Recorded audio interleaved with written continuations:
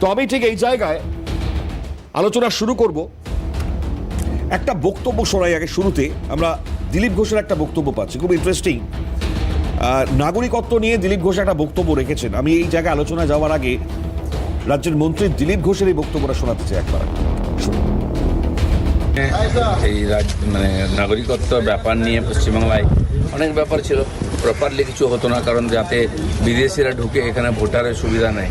আর 91 লক্ষ ভোটারের নাম বাদ গেছে, তাদেরকে ডকুমেন্ট নেই ভারতীয়তা, এবং তাদের সমস্ত সুবিধা থেকে আমরা আলাদা করছি। জিরামজির বাড়ি কাজ পাবে না, আধার জব কার্ড থেকে আরম্ভ করে আবাস যোজনার বাড়ি পাবে না, শৌচালয় পাবে না, এবং অন্নপূর্ণা ভাণ্ডারের লাভও তারা পাবে না, এবং সমস্ত ভোটাধিকারও তারা চলে গেছে। এদেরকে সব দিক থেকে বিচ্ছিন্ন করতে হবে এবং দেশ থেকে তাড়াতে হবে। সেই প্রক্রিয়া সব জায়গায় চালু হয়েছে। সেই জন্য রাজ্য সরকারের পক্ষে তদন্ত করে দেখাটা সহজ, দিল্লি থেকে এসে করাটা খুব সমস্যা।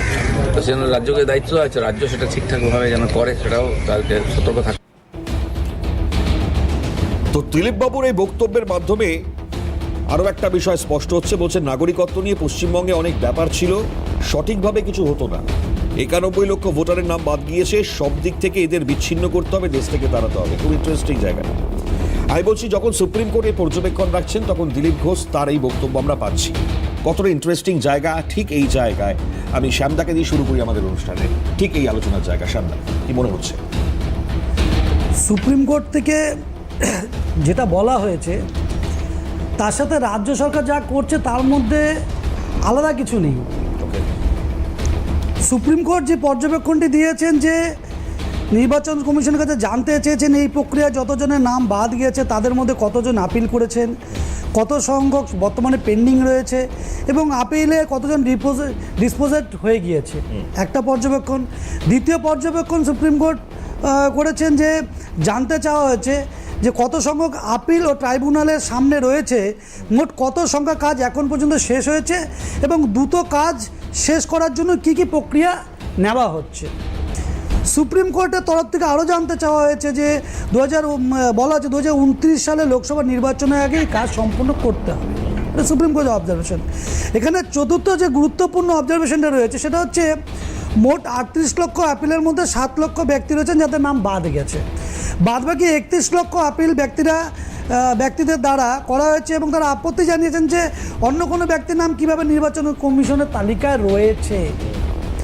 তো সুপ্রিম কোর্ট আজ সিনিয়র আইজি গোপাল শঙ্কর নারায়ণ জানিয়েছেন যে এই প্রক্রিয়া মোটামুটি 95% ক্ষেত্রে ট্রাইব্যুনালের তরফ থেকে ফয়সলা নেওয়া হচ্ছে, কিংবা ইতিমধ্যে প্রক্রিয়া শুরু হয়ে গেছে। রাজ্য সরকারও সেই জায়গাগুলোতেই বলছে। তো এই যে যারা রয়েছেন, এরকম অনেক জায়গা আপনারা দেখবেন,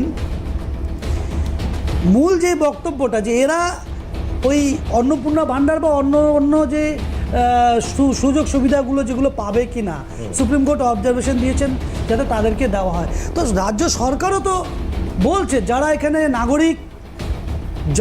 নাগরিক তাদেরকে দেওয়া হবে, যারা উপযুক্ত তাদেরকে দেওয়া হবে। রাজ্য সরকার তো কোনো সময় না করেনি। সম্মানীয় মুখ্যমন্ত্রী তো বারবার করে বলছেন যারা যোগ্য তাদেরকে দেওয়া হবে। তাই বলে কিন্তু বাংলাদেশি কাউকে দেওয়া হবে না। যাদের নাম বাদ গিয়েছে তাদের মধ্যে অনেকে আপিলই করেননি। দেখবেন একটি পরিবার রয়েছে, তাদের এক্স্যাক্ট হচ্ছে ওই একটা জায়গার নাম মনে পড়ছে, সেখানে 100 জনের একটা পরিবারের নাম ছিল। কিন্তু যখন দেখা যাচ্ছে পরবর্তীতে যাদের খোঁজ খবর নিতে গিয়ে কারো নাম সেখানে নেই, কেউ নেই, ব্যক্তি খুঁজে পাওয়া যাচ্ছে না। তো এই 100 জন কারা? যারা বিভিন্ন সময় অন্নপূর্ণা ভাণ্ডার বা বিভিন্ন রকম সুবিধা পেতেন, এসআইয়ে যাদের নাম গিয়েছে, যাদের নাম বাতিল গেছে তারা ট্রাইব্যুনালে আপিল করছেন। যাদের কাছে ডকুমেন্টস থাকবে প্রপারলি তারা দেখাবেন। দেখুন, এসআইয়ের নাম বাতিল যাওয়া মানে সে নাগরিক নয়। সুপ্রিম কোর্ট যেটা বলছে আমরাও সেটা বলছি যে নাগরিক নয়, এটা তো বলা ভুল। তাদের কাছে ডকুমেন্টস, আদার্স অন্যান্য ডকুমেন্টসগুলো তো থাকতে হবে। তো সেই ডকুমেন্টসগুলো তো তারা দেখাবেন, সেই ডকুমেন্টসগুলো ট্রাইব্যুনালের কাছে যাবেন, তারা দেখাবেন। সেই ডকুমেন্টসগুলো দেখানোর পরেই তাদেরকে আবার নিয়ে আসে, তাদেরকে দেওয়া হবে। অন্নপূর্ণা ভাণ্ডারে কোনো জায়গায় বলা নেই যে যারা ওই আন্ডার জুডিকশনে আছেন তাদেরকে দেওয়া হবে না। তাদেরকে বলছে দেওয়া হবে, কিন্তু তার সঙ্গে সঙ্গে তাদেরকে ওই যে নথিগুলো দরকার একজন নাগরিক হতে গেলে, সেই নথিগুলো কিন্তু প্রোভাইড করতে হবে।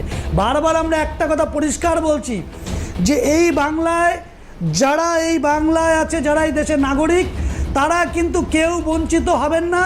কেন্দ্রীয় সরকারি প্রকল্প যেটা কিন্তু সরকারি আইন মেনে হচ্ছে, সুপ্রিম কোর্ট যে পর্যবেক্ষণ দিচ্ছেন সেই পর্যবেক্ষণ মেনেই কিন্তু এখানকার সরকারও কাজ করছে, কোনো জায়গায় আলাদা কিচ্ছু নেই, ঠিক। প্রত্যেকে পাবেন, কিন্তু সেই প্রক্রিয়ার মধ্যে দিয়ে কিন্তু আসতে হবে।